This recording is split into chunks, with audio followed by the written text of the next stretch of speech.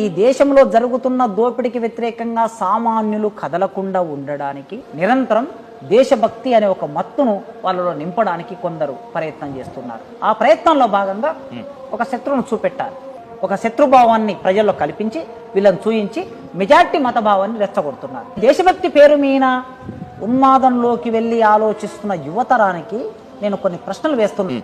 ఈ దేశానికి కళ్ళు కాళ్ళు యువతరం ఆలోచించకుండా మత్తుల్లో ఉంటే రేపటి నాడు మీ భవిష్యత్తు ఎట్లా ఉంటుంది, మీ పిల్లల భవిష్యత్తు ఎట్లా ఉంటుందో మీరు ఆలోచించక్కర్లేదా?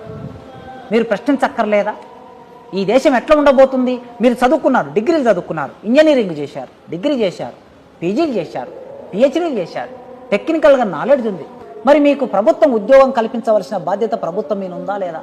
మరి ప్రభుత్వ ఉద్యోగాలు కల్పిస్తే మీకు ఒక భద్రత ఏర్పడుతుంది.